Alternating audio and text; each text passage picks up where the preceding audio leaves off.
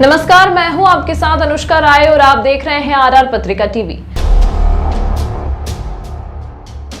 Dudu Bharatiya Janata party के प्रत्याशी doctor Premchand वेरवा की ऐतिहासिक जीत पर कार्यकर्ताओं ने खुशी मनाई। भारतीय जनता पार्टी के नेता रामस्वरूप खोराड़िया, युवा नेता रमेश जाजुंदा सहित भाजपा के वरिष्ठ नेताओं से खास मुलाकात। जय श्री राम, जय हिंद, जय भारत। दूदू विधानसभा में भारतीय जनता पार्टी की जो ऐतिहासिक जीत हुई है, ये वास्तव में ही हमारे इतिहास में दर्ज होगी। असंख्य कार्यकर्ताओं ने जिस कठिन मेहनत और संघर्ष से इस जीत के लिए अपना सब कुछ न्यौछावर किया, सब कुछ अर्पण किया भारतीय जनता पार्टी के लिए, और डॉक्टर साहब के साथ में कंधे से कंधे मिलाकर एक एक आदमी को, एक एक कार्यकर्ताओं को जोड़ते हुए 36 कौम को साथ में लेते हुए जो ये संघर्ष में सफलता हासिल की है, जो जीत हासिल की है, वो वास्तव में ऐतिहासिक है। और ये दूदू की जनता के लिए, दूदू के विकास के लिए, खुशहाली के लिए याद रखी जाएगी। और आने वाले समय में दूदू ऊंचाइयों को छुएगा, विकास को छुएगा। और जो कुरीतियाँ, जो समस्याएं, जो कठिनाइयाँ भारतीय जनता पार्टी के कार्यकर्ता और आम जनता पिछले 5 साल में सहन कर रही थी, सह रही थी, भोग रही थी, उन सब से निजात मिलेगी। और आने वाला समय भारतीय जनता पार्टी के लिए स्वर्णिम काल होगा। ये काल दूदू में, इतिहास में याद रखा जाएगा। मैं एक बार सभी असंख्य कार्यकर्ताओं को, मेरे साथियों को बहुत बहुत हार्दिक अभिनंदन करता हूँ, हार्दिक धन्यवाद देता हूँ कि आपने जो ये मुकाम, जो ये सफलता हासिल करवाई है, आप सब इसके पात्र हैं। आप सबको एक बार पुनः बहुत बहुत धन्यवाद। जय हिंद, जय भारत। मैं रामस्वरूप कुमावत, ओबीसी मोर्चा प्रदेश मंत्री, राजस्थान, निवासी भोराज, दूदू विधानसभा। ये जो दूदू विधानसभा क्षेत्र है, ये किसानों से, जो किसान ही है वो किसान बाहुल्य क्षेत्र है। यहाँ जो किसान प्रजातियाँ हैं, जो विशेषकर जाट, गुजर, ये जो जाति है वो किसानी से जुड़ी होती है। जब हनुमान जी बेनीवाल, जब इन्होंने 2014, 15, 16 के आसपास में राजस्थान विश्वविद्यालय में था, तो एक बार इन पे हमला हो गया था। हमला होने के कारण इन्होंने, हमने राजस्थान विश्वविद्यालय के जितने भी छात्र नेता थे, उन सब छात्र नेताओं ने मिलकर एक बड़ा आंदोलन किया था। उस आंदोलन में हनुमान जी बेनीवाल से मैं थोड़ा करीब हो गया। मैं तो था तो भारतीय जनता पार्टी से और एबीवीपी की विचारधारा से जुड़ा हुआ था। जब हमने 2018 का जो चुनाव लड़ा, 2018 के चुनाव में हमने देखा कि हमारा जो किसान था, किसान जाति थी, उसका दूरीकरण हो रहा था। जिस तरह से एक रितेश बेरवा है, कुछ किसान रितेश बेरवा के साथ चले गए। आरएलपी में हम 20,000 वोट हम आरएलपी में चले गए, और इस तरह से हमारा दूरीकरण होके हमारे 50 से 55,000 वोट खराब हो गए। और जिसका सीधा सीधा फायदा ये जो बाहरी प्रत्याशी था उसको मिला। इस बार हमने ये तय किया, सारे युवाओं ने बैठ के, 36 कौम के युवाओं को हमने एक जगह बिठाया, जिसमें जाट, गुजर, बेरवा, बलाई, रेगर, राजपूत, ब्राह्मण, 36 कौम, जिसको हम छोटी छोटी जातियां बता दें, जिसमें हम खाती भी समाज के, खाती के युवाओं को भी हमने साथ लिया, मीणा के युवाओं को भी हमने साथ लिया। हमने सारे 36 कौम के युवाओं को साथ लिया और एक बैठ के हमने इस तरह से तैयार किया कि हमारे दूदू का क्या हो रहा है। जो बाहरी प्रत्याशी है, जो तानाशाही जिसको हम कहते हैं, उसने हमारी दूदू का शोषण किया हर तरीके से। हम अगर एक मूलभूत जो सुविधाएं होनी चाहिए, हम उसकी बात करें तो मैं तो सीधी सीधी बात करना चाहता हूँ शिक्षा की। शिक्षा मूलभूत सुविधा में आती है। फिर दूसरे नंबर पे सड़क, पानी, स्वास्थ्य, ये 4 सुविधाएं एक आदमी को मिलनी चाहिए। अगर मैं स्कूलों की बात करूँ दूदू में, तो पिछले 5 साल में मुझे एक भी स्कूल ऐसी नहीं है जो 60 साल से पुरानी जर्जर बिल्डिंगें पड़ी थी। मैंने 10 गाँव में चुनाव में घूम घूम के प्रचार किया, मैंने युवाओं को जगाया है। 10 से 15 स्कूल तो है ही नहीं जिनकी छत ही नहीं है, बच्चे धूप में बैठते हैं। मैं गांव बता सकता हूँ, एक मेरा गांव किशनपुरा, आज भी 40 बच्चे हैं, 15 टीचर है वहाँ। टीचर एक जगह बैठ के गप्पे में लगाते हैं। शिक्षा का ये कंडीशन है हमारा, शिक्षा 0। फिर दूसरी बात करते हैं स्वास्थ्य की। हमारे जिला, उप जिला स्वास्थ्य केंद्र है दूदू में, फागी में, दोनों जिला जो केंद्र है उन पे 2-2 बेड नहीं है। आप जाके देखो, 2 डॉक्टर नहीं है, और कहने पे उप जिला शिक्षा स्वास्थ्य केंद्र वो होता है जिसमें 20-25 बेड हो, जिसमें 5-7 डॉक्टर हो, जिसमें फिजिशियन 24 घंटे बैठे, जिसमें हर डॉक्टर नहीं है, बेड नहीं है। हमारी शिक्षा 0, स्वास्थ्य 0। फिर हम सड़क की बात करें, एक भी सड़क दूदू में ऐसी नहीं है। आप बगरू से मोजमाबाद जाओ, पूरी रोड टूटी हुई है। मोजमाबाद से आप रेटा जाओ, 2-2 ढाई-ढाई फीट के गड्ढे, एक रोड से ही नहीं। यहाँ आप दूदू में रोड से ही नहीं, शिक्षा सही नहीं, स्वास्थ्य ठीक नहीं, और पानी की तो ये स्थिति कर दी थी इस बाबूलाल नागर ने कि जो उगरियास गुड्डा बेसल में एक गांव में घूमा था, गुड्डा बेसल, बोराज, उगरियास, इन सब में मैं एक में डोर टू डोर गया था। वहाँ बेचारे पीने के लिए पानी लिए, सारा पानी जो बिसलपुर का आता है अपने फार्म हाउस में ले गया, और ऐसा लग्जरियस फार्म हाउस बना रखा है उसने 3 स्टार लेवल का।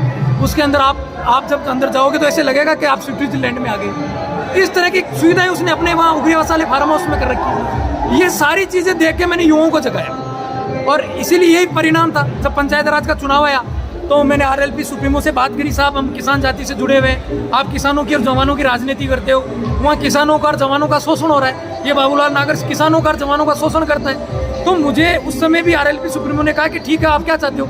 मैं चाहता हूँ, मैं इस बाबूलाल नागर ने परिवारवाद लिख दिया, अपने बेटे को प्रमुख बनाना चाह रहा है, अपने बहू को प्रधान बनाना चाह रहा था। तो मैंने उनको कह के और पूरी इस बार ध्रुवीकरण होने नहीं दिया, और ये जो बाबूलाल नागर के परिवारवाद का खात्मा मैंने पंचायत राज में पूरी तरह से हमने 36 कौम की युवाओं ने मिलकर कर दिया था। उसकी बहू को प्रधान बनाने के लिए इस तरह का परिश्रम कराया था उसने।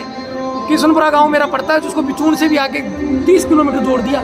इस तरह परिश्रम किया कि पूरे 17 में से 17 सीट जीते वार्ड, लेकिन पूरे 36 कौम के मिलके युवाओं ने जब एक साथ बैठ के और जिस तरह से चुनाव लड़ा, उसमें का परिणाम ये हुआ कि 17 में से 15 भारतीय जनता पार्टी जीती और 2 सिर्फ बाबूलाल नागर जीता। पहले पंचायत राज में रोता, फिर उसको बेटे को प्रमुख बनाना चाह रहा था, उसके सामने एक मनोहर बेरवा, फिर उसको बेटे को प्रमुख बनाना चाह रहा था, उसके सामने एक मनोहर बेरवा था जिसके पास 4 व्हीलर नहीं है, मोटरसाइकिल है, वो भी पुरानी होंडा सिटी, जिसको आप जानते हो। तो उस होंडा सिटी पे प्रचार कर करके वो बेचारा 2-2, 5-5 रुपए मांग कर इतने बड़े बाहुबली और इतने बड़े धनबली बाबूलाल नागर के लड़के विकास नागर को उसने चुनाव हरा दिया। हमने जनता ने इसमें से बुरी तरह से उनको परास्त कर दिया। फिर इसने आनंद फानंद में जिला बनाया चुनाव जीतने के लिए। जिला बनाया तो इससे स्थिति कर दी कि जिला बनती सबसे पहले जो सीट थी कृषि मंडी की, उस पर अपने बेटे को बिठा लिया। हर जगह से किसानों का शोषण, जवानों का शोषण, दलितों का शोषण। मैं उनसे एक क्वेश्चन करता हूँ, डिबेट में मैंने एक क्वेश्चन किया था उनसे। मुझे पूरे 25 साल उनको राजनीतियाँ करते हुए, 98 में आए थे वो यहाँ, 98 के बाद में लगातार उनका ये यहाँ वर्चस्व रहा है। इस 25 साल में उन्होंने दूदू का लोकल सिर्फ 5 दलित ऐसा नेता बताए जिसको उसने पनपाया हो, चाहे वो बेरवा जाति से हो, चाहे रेगर जाति से हो, चाहे वो बड़ाई जाति से हो, चाहे धोबी जाति से हो, जो भी अपनी ऐसी की जाति है, एक भी दलित नेता को उसने नहीं बनाया। और डॉक्टर प्रेमचंद बेरवा ने ऐसी स्थिति कर दी कि उनके सामने 3-3 जने टिकट मांग रहे थे। ये जो उगंता है, रेगर है, जाति से आती है, गरीब रेगर की बेटी थी, इसको हमने प्रधान बनाया और इस काबिल बनाया उसको कि डॉक्टर प्रेमचंद बेरवा के सामने वो टिकट मांग रही थी। बराबर 4-4 टिकट मनोहर बेरवा टिकट मांग रहे थे, लेकिन 25 साल से कांग्रेस में उसके सामने एक दलित भाई की हिम्मत नहीं हुई जो उसके सामने टिकट मांग सके। इन सब चीज़ों से, उसके अहंकार से, उसके तानाशाही से हम सब ने मिलकर इस बार इसका खात्मा कर दिया। और आपको पता है, हर जगह शोषण किया। आपको पता होना चाहिए, आपका वो जो छापरवाड़ा वाला बांध है, उस बांध पे जो किसान बैठे थे, उन किसानों की हालत खराब कर दी इसने। चुन के जो बेचारे भारतीय जनता पार्टी से जुड़े हुए थे, उनके कार्यकर्ताओं के 40 जनों के मुकदमा लगाया उसने चुन के, जो वहाँ थे भी नहीं, वो अपने बेचारे अपनी मांग कर रहे थे। और मेरा तो साहब, मेरी विचारधारा की आप बात करते हो, मेरी विचारधारा सिर्फ किसान और जवान का उत्थान है। जवान और किसान का कैसे भला हो। मैं 2010 में सक्रिय राजनीति में स्टूडेंट लीडर था। उस समय जब दूदू में गया तो दूदू में उस समय भारतीय जनता पार्टी की स्थिति बहुत दयनीय थी, कार्यकर्ता थे नहीं। फिर मैंने इस बाबूलाल नागर ने एक बहुत बड़ा प्रोजेक्ट लेके आया था नोड़े गाँव में। वो 2.5 से 3 हज़ार करोड़ का एक बूचड़खाना खोल रहा था। उसमें इसके बड़े बड़े पार्टनर थे, बाहर के दुबई की बड़ी बड़ी मशीनें आ गई थी, 5-5 मतलब आपको क्या बताऊँ, 500 करोड़ की बड़ी मशीनें। पूरी दूदू का जानवर वहाँ कटता और छापरवाड़ा बांध में वो पानी आता और पूरा दूदू दूषित हो जाता। उसको लेके मैंने बहुत बड़ा आंदोलन चलाया। उसमें मैंने मदन जी दिलावर को बुलाया और उस समय 2010-11 के अंदर हमने 10,000 लोगों की मीटिंग करी और उस समय भी वो बूचड़खाना हमने दूर कराया। हमने हर जगह संघर्ष किया। ये कॉलेज कहता है, शिक्षा की बात करता है, एक भी, ये जब मंत्री रहा तब एक भी कॉलेज नहीं थी दूदू में। जब 8 से लेकर 13 में मंत्री रहा और खास रहा अशोक गहलोत का, एक भी कॉलेज नहीं थी। फिर हमने दूदू के युवाओं से मिलकर एक बहुत बड़ा संघर्ष किया हमने लगातार 1.5 साल तक। हस्ताक्षर अभियान चलाए, बार मीटिंगें ली, तब जाके हम डॉक्टर प्रेमचंद बेरवा से मिले और वसुंधरा जी से मिलकर, डॉक्टर सांवरलाल साहब जिंदा थे उस समय, इन सब ने मिलकर उस समय जो दूदू की पहली कॉलेज थी वो बीजेपी में प्रेमचंद बेरवा और ये क्या बोलते हैं अपने सावलाल जाट ने सैंक्शन कराई। कॉलेज बीजेपी लेके आई। अब मैं मौजमाबाद में आता हूँ, मेरी पंचायत समिति है। मौजमाबाद में पंचायत समिति इसने नहीं बनाई। मौजमाबाद में पंचायत समिति सचिन जी पायलट की देन है और वहाँ भी हमने बड़ा संघर्ष किया। व्यापारियों ने मिलके, हमने स्टूडेंटों ने मिलके, आसपास के सारे लोगों ने मिलके हमने सबने बड़ा आंदोलन किया और एक मिशन चलाया लगातार 1.5 साल तक, जब जाके मैं मौजमाबाद पंचायत समिति मिली। ये सिर्फ अपनी शिका लेख लगाता है और कुछ नहीं करता। इसने शिला लेख लगाई है और कुछ नहीं किया, और बाकी इस तरह से शोषण किया जनता का, इसने सबका शोषण किया। इनके कार्यकाल में जो झूठे मुकदमे हुए हैं जिन लोगों पे, क्या उन लोगों को राहत मिलेगी, न्याय मिलेगा? मैं ये कह रहा हूँ साहब, एक गाँव भी ऐसा नहीं है दूदू में, लगभग 250 से 200-300 गाँव है दूदू विधानसभा क्षेत्र में। सिंगल एक गाँव भी ऐसा नहीं है जिसमें इसने झूठे मुकदमे नहीं लगाए। इसका एक ही था, झूठे मुकदमे लगा और उसने अपने फेवर में करो। ये जो आपने 35,000 की जीत, इतना बड़ा धन बल खर्च करने के बाद, हमारे तो सुनने में आ रहा है कि करोड़ों रुपए, हम बता नहीं सकते आपको, इतना रुपया बांटने के बाद में भी 35,000 से चुनाव जीतना, ये छोटी बात नहीं है दूदू में। उन्होंने तो सर तंत्र मंत्री भी का भी सहारा लिया था। सारे तंत्र मंत्र, उसने हर चीज़ें, उसने, आपको पता होना चाहिए वो एक, मैं आपको एक बात बताना चाहता हूँ। करीबन मैं जब भारतीय जनता पार्टी मैंने जब मैं आया RLP से, तो मेरे एक मित्र थे, वो ज्योतिष थे, उसके पास ही बाबूलाल नागर जाते रहते हैं, तो मैं भी बैठा था वहाँ, तो बाबूलाल नागर का वो हाथ देख रहे थे। मैं जैसे गया वो उठ के चला गया था, तो बोला बाबूलाल नागर को कोई हरा नहीं सकता। मैंने वहाँ कह दिया था कि कर्म प्रधान है, कर्म से किस्मत भी हारना पड़ता है, और हमने उसी समय कह दिया था कि इस बाबूलाल नागर को 30,000 प्लस से हम चुनाव रहेंगे। और ये हमेशा तंत्र मंत्र सबका सहारा लेता है, लेकिन इस बार इसका तंत्र मंत्र जनता ने समेट के एक कोने में रख दिया। Thank you. नागर ने गांव-गांव और घर-घर में नागर बना दिए ना, छोटे नागर। सबसे बड़ी हाल उसकी हुई थी। कोई काम नहीं कराया इसने। काम पहले के पास हुए थे, पहले जो 2013 से 18 तक MLA थे प्रेम जी, उन्होंने अच्छे काम करवाए थे, और इसने तो केवल पत्थर लगाने का काम किया है और कुछ काम नहीं हुआ। बड़ा काम कोई नहीं किया इसने। देखिए, इस बारे में मैं पहले भी कह चुका हूँ कि इसका अहंकार जो बोल रहा था ना, जो जनता के साथ इसकी भाषा थी, वो बिल्कुल अहंकारी भाषा थी, और उसका सबक जनता ने बहुत अच्छी तरीके से दिया है। और ये ऐतिहासिक जीत जो है ना, ये जनता की वही अहंकार का बदला जनता ने लिया है, और ये जीत ऐतिहासिक इसीलिए बनी है, उसके अहंकार का कारण यही रहा हार का। भारतीय जनता पार्टी ने ये जनता से वादा किया है कि जो बाबूलाल नागर के कार्यकाल में जनता पे जो झूठे मुकदमे हुए हैं, अत्याचार हुआ है, अन्याय हुआ है, चाहे किसान हो, दलित हो, महिला हो, युवा हो, कोई भी हो, क्या भारतीय जनता पार्टी की सरकार बनने के पश्चात इन्हें राहत मिलेगी? देखिए, ये जो सारे जो मुकदमे थे ना, ये द्वेषता से और झूठे मुकदमे हैं बिल्कुल, और इसमें बिल्कुल जो भारतीय जनता पार्टी की सोच है कि जो जनता का द्वारा जो जनता को न्याय मिलेगा ना, तो न्याय के अंदर यही है कि जो झूठे मुकदमे हैं वो वापस लिए जाएंगे और जनता को न्याय दिलाया जाएगा। तो झूठा बाठा लगागा, काम कहीं भी नहीं करिया, बस तो रांधन करिया जाए, कोई जनता को तो शोषण नहीं हो जाए। जो आम जनता है अगर बुरी तरह 20 साल का कार्यकाल के मान में सही काम करता था, नौबती नाती मांगा जी, तो बहुत बुरी करी थे वो तो। पक्ष विपक्ष ने देख कर चौका मुंडिया थे, और विपक्ष वाला का तो अत्याचार ही करिया थे। बाबूलाल नागर ने जनता पे बहुत सारे झूठे मुकदमे करे। अब बाबूलाल नागर आएंगे, उसी की भाषा में उसका स्वागत करेगी दूदू की जनता। तैयार है? तैयार है। टोबल तुम आपसे ये कहना चाहूँगा, जो नागर ने हर गांव, ड्याणी, हर कस्बे में जो मुकदमे दर्ज किए युवाओं के ऊपर, उनमें से एक पीढ़ी मैं भी हूँ, मेरे पे भी उन्होंने मुकदमा दर्ज किया था। उस दिन से प्रेमचंद जी बेरवा जी की जो सभा थी, वहाँ पे मैंने स्पीच भी दी थी, मैंने कहा भी था, माहौल भी बना। उसके बाद में जनता को पता भी चला कि वाकई में हर आदमी इससे तरसता है। जो नागर है तानाशाही आदमी रहा है शुरू से ही, जो सरकार चलाता है, ये थाने में बैठ के सरकार चलाता है नागर, ये जनता का कुछ भी भला नहीं करता। विकास करता है तो अपने बेटे का ही विकास करता है और किसी का विकास नहीं करता है। और मेरा नाम है हेमराज चौधरी, मैं भूखने का निवासी हूँ और नागर साहब का फुल विरोधी हूँ, क्योंकि एक बार झूठे मुकदमे में मुझे भी बैठाया उसने जेल में। रात को कोर्ट खुला और हम जमानत करवा के लेके आए, और उसी दिन से मैंने शपथ खा ली थी इस नागर को चपकाना है, नागर को तेवड़ी बेचना है। और आज आज हमारे दूदू के युवाओं ने मिलकर इस नाग को तेवड़ी का रास्ता दिखा दिया है। बाबूलाल नागर चुनाव हारने के पश्चात क्या जनता के बीच में आएगा? अरे आने नहीं देंगे जनता इसको। अब दोबारा इस बार है ना, जो बाहरी है उसको बाहरी भेज के रहेंगे, तेवड़ी भेज के रहेंगे, और तेवड़ी का टिकट परमानेंट कट गया है इसका। विधायक बाबूलाल नागर अपने कार्यकाल के अंदर जहाँ भी जाता था पुलिस की बड़ी जाब्ता लेके चलता था, 5-5, 10-10 गाड़ियां पुलिस की लेके चलता था, इतना डर था उनको। क्या अब चुनाव हारने के बाद में जनता के बीच में आएगा?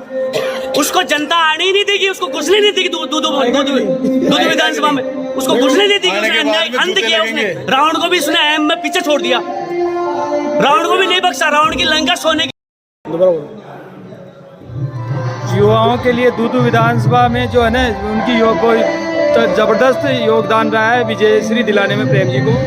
और मैं दूदू के युवाओं को विश्वास दिलाना चाहूँगा कि भारतीय जनता पार्टी की सरकार बनने के पश्चात प्रेम जी युवाओं के लिए रोजगार और शिक्षा और चिकित्सा और रोडों, इन सब की मूलभूत सुविधाएं उपलब्ध करवाएंगे।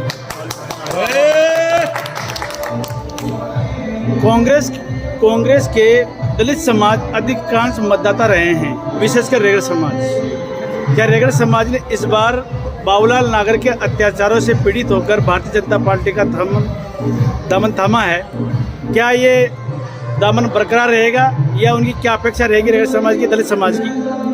इसमें सबसे ज़्यादा मुद्दा रहा कि जो हमारे प्रधान मौजूदात रही उगंदा जी सुकरिया, उसके साथ में नागर ने जो दुर्भावनापूर्ण भेदभावपूर्ण जो उसके साथ में जो किया गया है और अपमानित भी कर दिया और उसको अधिकार भी नहीं दिए गए हैं। उसमें कई चीज़ें हैं, जैसे उसे कुर्सी पर बैठे होकर भी उठाना, तो ये मुद्दा रेगड़ समाज के लिए बहुत ही ज़्यादा अखर गया पूरे रेगड़ समाज को।